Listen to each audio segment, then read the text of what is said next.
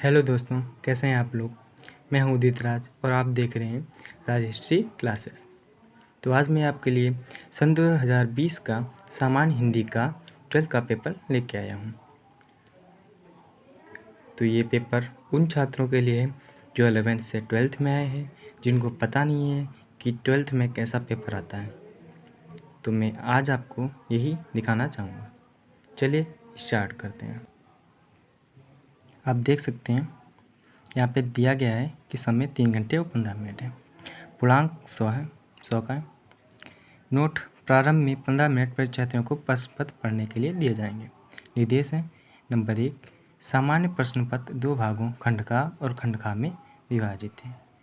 और दूसरा है सभी प्रश्न अनिवार्य हैं, यानी कि सभी प्रश्न अनिवार्य करने होंगे। और जो प्रश्न पत्र है वो 2 भागों में बटा है, खंडका और खंडखा।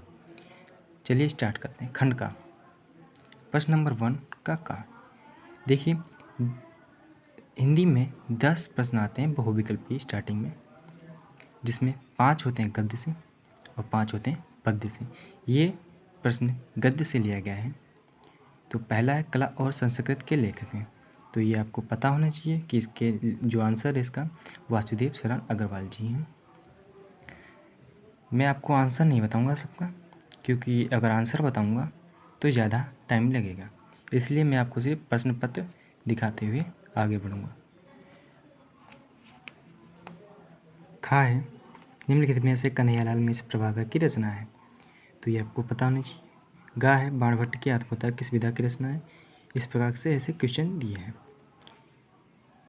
फिर ये स्टार्ट होता है प्रश्न नंबर 2। ये पद्य में दिए हुए हैं, यानी कि काव्य से लिए गए हैं। 5 क्वेश्चन ये भी हों।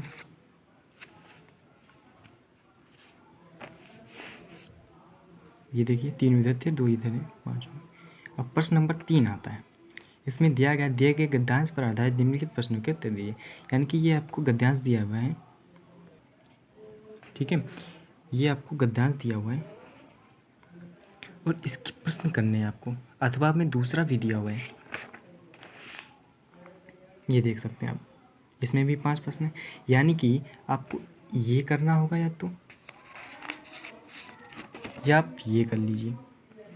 इनमें से 2 में से कोई एक करना होगा। ये गद्य से लिए गए और ये पद्य से लिया गया है, पद्यांश ही है। इसमें भी 2 दिए गए हैं, इनमें से आपको एक करना है। देख सकते हैं आप, ये प्रश्न दिए गए हैं पद्यांश के नीचे, ये पद्यांश लिखा हुआ है अथवा करके, और इसमें ये प्रश्न दिए गए हैं। ठीक है, आपको कोई एक ही करना है, चाहे गद्य में करें, गद्य वाले में से 2 में से कोई एक, और पद्य वाले 2 में से कोई एक करना है। प्रश्न नंबर 5 का, इसमें आपको किसी लेखक का साहित्यिक परिचय लिखना है और उनकी रचनाएं लिखनी है। आपको अधिकतम समय सीमा होगी 80 वर्ड, ज़्यादा से ज़्यादा आपको 80 शब्द लिखने हैं। आप कोई भी कर सकते हैं, वासुदेव शरण अग्रवाल का साहित्यिक परिचय लिख सकते हैं, हरिशंकर प्रसाई का लिख सकते हैं, या कन्हैयालाल मिश्र प्रभाकर का। फिर खा है, इसमें है कवि का लिखना, कवि का साहित्यिक परिचय और उनकी कृतियाँ लिखनी है। ये भी 80 वर्ड में ही लिखना है। अधिकतम मैक्सिमम जो वर्ड हैं वो 80 वर्ड होने चाहिए। इनमें से आप कोई एक लिख सकते हैं, मैथिली सेनगुप्त, सुमित्रानंद पंत या सच्चिदानंद हीरानंद बासन आगे। फिर आते हैं प्रश्न नंबर 6। ध्रुव यात्रा अथवा बहादुर कहानी का सारांश लिखिए। अधिकतम समय सीमा 80 वर्ड है। पंचलाइट अथवा लाठी कहानी के उद्देश्य पर प्रकाश डालिए। आप देख सकते हैं प्रश्न नंबर 7 है, खंडकाव्य पर आधारित। इसमें खंडकाव्य लिखना है। अधिकतम समय सीमा 80 वर्ड है। और आपको मैं बताना चाहूँगा कि आपके जो ज़िले में खंडकाव्य पढ़े वही आपको तैयार करना और वही इसको उसमें पेपर में लिख के आना है, किसी और नहीं लिखना है। मतलब जो जैसे मैं लखीमपुर का रहने वाला हूँ, तो मेरे यहाँ त्यागपति पड़ता है। आप देख सकते हैं आगे त्यागपति दिया होगा। ये देखिए टिक भी लगा हुआ है। तो ये मैंने किया था। चलिए फिर आगे बढ़ते हैं। खंड खा, प्रश्न नंबर 8 का ये गद्यांश दिए हैं संस्कृत के 1 और 2। इनका अनुवाद करना है आपको हिंदी में। इसका करें या तो अनुवाद, या इसका कोई एक करना है।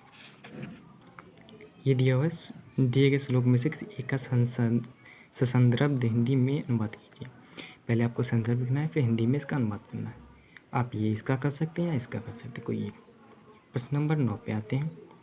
मुहावरों और लोकोक्तियों में से किसी एक का अर्थ लिखकर अपने वाक्य में प्रयोग कीजिए। ये मुहावरे आपको दिए हैं, किसी एक का करना है और उसका वाक्य प्रयोग भी करना है, मतलब किसी एक का करना है, अर्थ भी लिखना है और वाक्य प्रयोग भी करना है। प्रश्न नंबर 10 संधि विच्छेद आपको करनी है। 3 आएंगे संधि विच्छेद एक नंबर की, 1, 2 और 3। और इसमें खा में आपको क्या करना होगा, विभक्ति और वचन पहचानने होगा। जैसे आत्मने है, इसमें आपकी कौन सी विभक्ति है और कौन सा बहुवचन है ये लिख के आना आपको। नामान में कौन सी विभक्ति, नाम में कौन सी विभक्ति है और कौन सा वचन है ये आपको लिखना है। आते हैं प्रश्न नंबर 11 पे। शब्द युगों का सही अर्थ चयन करके लिखिए। कुल और कुल, इनका साउंड लगभग सेम है बट इनके अर्थ हैं वो अलग अलग हैं, तो वही आपको लिखना है कि कौन सा इसमें सही है। अम्बुज और अम्बुद देख के आप आंसर लिख दीजिएगा। खा, निम्नलिखित शब्दों में से किसी एक शब्द के 2 अर्थ लिखिए।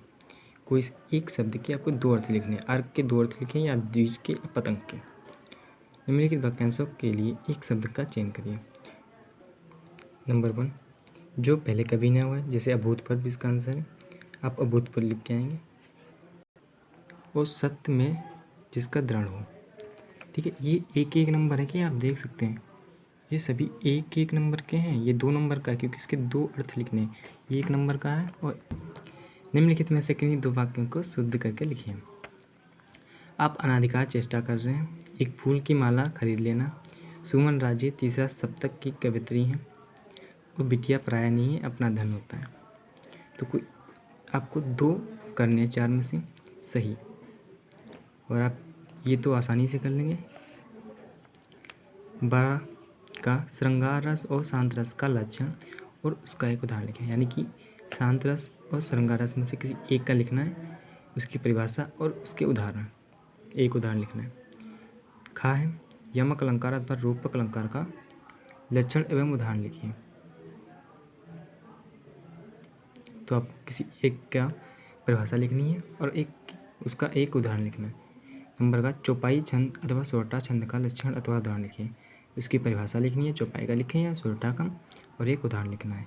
13 है स्टेशनरी की दुकान खोलने के लिए किसी बैंक के शाखा प्रबंधक को एक आवेदन लिखिए जिसमें ऋण की मांग की गई हो। यानी कि आपको आवेदन पत्र लिखना है। किसी विद्यालय के प्रबंधक को, अथवा में दिया है किसी विद्यालय को प्रबंधक को प्रवक्ता पद पर अपनी नियुक्ति के लिए एक आवेदन पत्र लिखिए। आपको इसमें ये आवेदन पत्र लिखना है, ठीक है। 6 नंबर का आएगा, आप इसको ज़रूर तैयार कर लीजिएगा क्योंकि 6 नंबर का आएगा ये, और ज़्यादा बड़ा नहीं होता है, आप समझ के इसको लिख सकते हैं। प्रश्न नंबर 14 है और लास्ट है पेपर का। निम्नलिखित विषयों में से किसी एक पर अपनी भाषा शैली में, यानी कि अपनी भाषा में निबंध लिखिए। आपको रट्टा मार के नहीं जाना है, आपको समझना है निबंधों को और लिखाना है। साफ साफ यहाँ पे दिया अपनी भाषा में। अगर आपने किताबी भाषा में लिखा हुआ है तो आपको नंबर हो सकता है कम मिले, इसलिए अपनी भाषा में लिखना है। तो इसमें दिया है वर्तमान समाज में नारी की स्थिति, आरक्षण व्यवस्था वरदान या अभिशाप, भारतीय प्रजातंत्र का भविष्य, लोकनायक तुलसीदास, और प्रदूषण की समस्या का निवारण। ये बहुत ही इंपॉर्टेंट, और मैं यही लिख के आया था और ये तैयार करके गया था मैं, तो आप इसको ज़रूर तैयार कर लीजिएगा। और नारी की स्थिति भी, ये 2 इम्पोर्टेंट है। और लोकनायक तुलसी की मतलब किसी एक कवि का तैयार कर लीजिएगा, ठीक है। और ये 9 नंबर का आता है, आप देख सकते हैं ये आपको बहुत मतलब 100 में 9 नंबर इसी से मिल जाएंगे और 6 नंबर इससे मिल जाएंगे, यानी कि 15 नंबर आपके इसी से तैयार हो जाएंगे। और ये दोनों आपको अपनी भाषा में लिखने हैं। अंडरस्टैंड? चलिए, अगर वीडियो पसंद आई हो तो लाइक कीजिएगा, सब्सक्राइब कीजिएगा एंड बगल वाली जो घंटी है उसको प्रेस कीजिएगा। ठीक है, जय हिंद। फिर मिलते हैं अगली वीडियो में।